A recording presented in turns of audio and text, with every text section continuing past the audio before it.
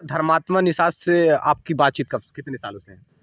हमारे 2018 में हुई थी। आप देख सकते हैं ये मासूम सी बच्ची।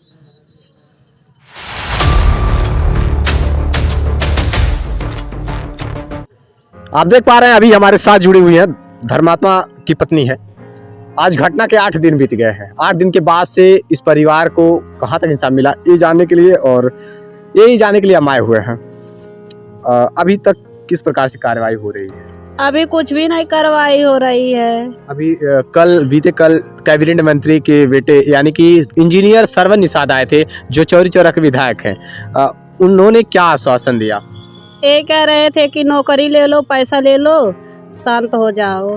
पैसा किस बात को लेकर के दे रहे थे?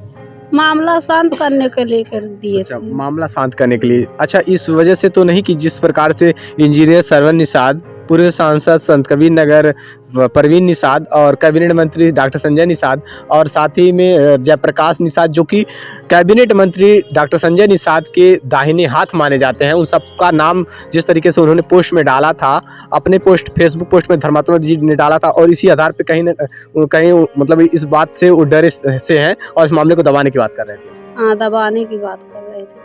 अच्छा, आर्थिक सहयोग की अगर बात कर ली जाए तो जैसे कि निषाद पार्टी में आपके पति धर्मात्मा 10 साल से लगे हुए थे। जी, 10 साल से लगे रहे थे। अच्छा। किसी निषाद समाज के लिए ठहराते थे तो जेल, फर्जी जेल, मुकदमा फर्जी करते थे। अच्छा, एजुकेशन क्या है आपका? कहाँ तक पढ़ी है आप? हम 7 तक ले पढ़े 7 हैं। तक पढ़ी है। अच्छा, धर्मात्मा निषाद से आपकी बातचीत कब कितने सालों से है? हमारे 2018 में हुई थी बातचीत। जी।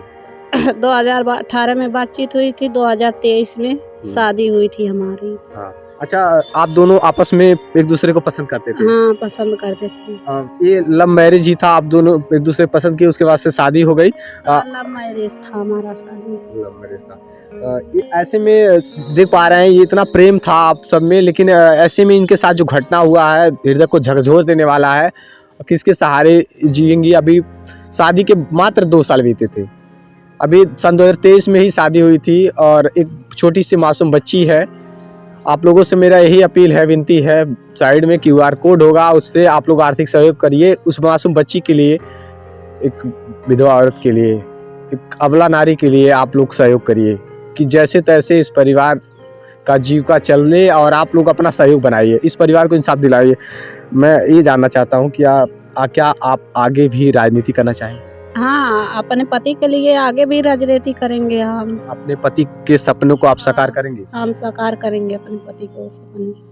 अच्छा, मान लीजिए अभी तो फिलहाल में जिस तरीके से धर्मात्मा जी नहीं रहे हैं तो क्या आप दूसरी शादी भी करेंगे? नहीं, हम दूसरी शादी नहीं करेंगे। अभी पूरी जिंदगी बची हुई है? हाँ, पूरी जिंदगी हम बिताएंगे। पूरी जिंदगी उनकी याद में बिताएंगे? हाँ, उनकी याद में बिताएंगे। आप समझ सकते हैं कि कितना सच्चा प्रेम रहा होगा धर्मात्मा निषाद और अंजलि निषाद का। इतना सच्चा, इतना गहरा प्रेम था कि उनके याद में पूरा जीवन व्यतीत करना चाहती हैं। अभी कितनी उम्र ही कितनी होगी? बहुत तो ज़्यादा से ज़्यादा 20 से 23 साल उम्र होगी इनकी। अभी से इन्होंने ठान लिया है कि उनकी याद में पूरा जीवन बिताना है और मैं दोबारा दूसरी शादी नहीं करने वाली हूँ और विधानसभा मेहदावल से ये विधायकी पद के लिए प्रत्याशी भी रहने वाली हैं और चुनाव लड़ेंगी, राजनीति करेंगी। और धर्मात्मा निषाद के जो अधूरे सपने थे, जो उनका सपना था, उस सपने को वो जीते जी तो नहीं पूरा कर सके, लेकिन उनकी पत्नी इस सपने को साकार करने के लिए आप सभी के बीच में आएंगी। और मासूम सी बच्ची किसके सहारे जिएगी? आप लोग सोचिए एक बार। छोटी सी मासूम बच्ची है। मैं अभी दिखाऊंगा उस बच्ची को। आप लोग साइड में चल रहे QR पर किसी तरीके से आप लोग आर्थिक सहयोग करिए, आर्थिक मदद करिए। अभी तमाम दलों के नेता आ रहे हैं, अपनी अपनी राजनीतिक रोटियां सेक रहे हैं, लेकिन कुछ सहयोग कर रहे हैं, कुछ लोग राजनीतिक रोटियां सेक रहे हैं। बस इस परिवार को मैं आप लोगों से यही विनती करना चाहता हूं कि बस इस परिवार को इंसाफ दिलाइए, ना कि राजनीति करिए। बस यही अपील है मेरा। और जो धर्मात्मा निषाद नहीं कर सके जीते जी, उनकी पत्नी करेंगी और उनके याद में जीवन बिताएंगी। जय हिंद। अब देखिए, छोटी सी मासूम बच्ची है। इस बच्ची का क्या कसूर था? लेकिन उन्होंने एक बार भी नहीं सोचा कि अगर हम चले जाएंगे, अगर हम इस दुनिया को छोड़ देते हैं तो फिर हमारे बच्चों का क्या होगा। पिता के ना होने से सारी दुनिया उजड़ जाती है। ऐसे में घर परिवार का खर्च बच्चों का पालन पोषण देख रेख कौन करेगा? अगर वो कमाते जैसे तैसे भी कमाते खिलाते रहते तो एक उम्मीद रहती, लेकिन अगर उनके ना होने से अब इस परिवार का देख रेख कौन करेगा? बड़े भाई हैं, ऑटो चलाते हैं, तब इस घर परिवार का जीविका चलती है। धर्मात्मा निषाद राजनीति में थे, लगातार प्रयासरत थे, अभी संघर्ष का दौर था, यहाँ तक कि उन्होंने अपने खेत बाड़ी को बेच करके जनता की सेवा किया। उन्होंने अपने समाज के लिए लोगों की आवाज़ बन करके लोगों को इंसाफ दिलाने के लिए खेत बाड़ी तक बेच दिया उन्होंने। कितने कर्जदार हो गए। गरीबों के मसीहा यूं ही नहीं कहलाते थे, गरीबों के लिए दिन रात खड़े रहते थे।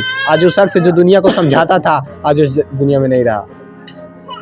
एक मासूम सी बच्ची है, क्या नाम सर आपका? मेरा नाम पशुपतिनाथ धर्मात्मा गोस्वामी। निषाद, और आपका क्या संबंध है? धर्मात्मा निषाद जी से मेरा व्यक्तिगत कभी मुलाकात नहीं हुआ, लेकिन फेसबुक के माध्यम से उनके सारे पोस्ट हम देखते रहते थे। और निषाद पार्टी के हमारे यहाँ सांसद थे आदरणीय प्रवीण निषाद जी, तो उनके कार्यालय पे हमारा आना जाना रहता था। उस माध्यम से जयप्रकाश निषाद जी से, प्रवीण जी से, और हमारा गोरखपुर आवास है जो उसके बगल में ही निषाद पार्टी का कार्यालय है, तो कार्यालय पे हमारा आना जाना से एक हमारा निषाद समाज के लोगों से संबंध है। और काफ़ी और आप निषाद समाज से नहीं हैं? नहीं, मैं निषाद समाज से नहीं हूँ। मेरा नाम पशुपतिनाथ गोस्वामी है। आप एक और मैं ब्राह्मण संत हैं, कबीर नगर से हूँ। लेकिन आप भी उनके व्यवहार से प्रभावित थे आप? मैं उनका पोस्ट देखता रहता था और उनके पोस्ट से मैं बहुत प्रभावित था कि इतनी कम उम्र में इतनी बड़ी पहचान एक युवा बना रहा है, तो देखकर अच्छा लगता था कि एक युवा अपने दम पर एक गरीब पृष्ठभूमि से होने के बावजूद और इतनी बड़ी पहचान उसको मिल रही है, तो कहीं न कहीं उसके अंदर संघर्ष करने की क्षमता है, कहीं न कहीं संघर्षशील है। परिवार के लिए क्या कहना चाहते हैं सर? इस परिवार को देखकर तो मुझे बहुत कष्ट हो रहा है, और यहाँ की स्थिति देखकर मैं वहाँ से अपने आप को रोक नहीं पाया और यहाँ पे मैं देखने चला आया। और इस पीड़ा को मैं सोशल मीडिया के माध्यम से देख रहा था, तो मुझे नहीं रहा गया। 4-5 दिन बाद मैं यहाँ पे मुझे समय मिला तो मैं आया हूँ।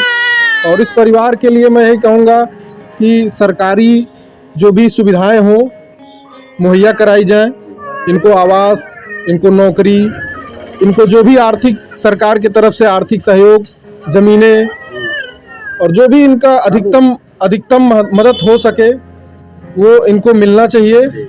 और मुझसे भी मैं आया हूँ तो मुझसे भी जो आर्थिक सहयोग मुझे बन पड़ेगा मैं भी करूँगा। ये मासूम सी बच्ची, छोटी सी बच्ची, अब इस बच्ची को ध्यान से देखिए। आप लोग किसी प्रकार से आर्थिक मदद करिए कि इस बच्ची को पालन पोषण जैसे तैसे हो सके। अरे पिता नहीं होता सर तो क्या बीतेगी परिवार पे? देखिए, मैं भी 2 बच्चों का पिता हूँ, छोटे बच्चे मेरे भी हैं। मैं वो पिता का, और मेरे पिता भी 8 साल की उम्र में था तभी मेरे पिताजी गुजर गए थे, तो उन सब कठिनाइयों का मैं सामना कर चुका हूँ। जो ये बच्ची अभी 6 महीने में झेल रही है वो मैं इससे ज़्यादा उम्र तक झेला होने के बाद मेरे पिताजी गुजरे, तो मैं उन कठिनाइयों को समझ सकता हूँ।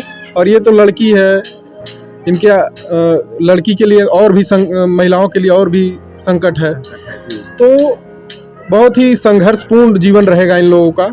उसमें जो भी लोग इनके शुभचिंतक हैं वो राजनीति न करें बल्कि इसमें सहयोग करें। जी। अब देखिए, छोटी सी बच्ची है,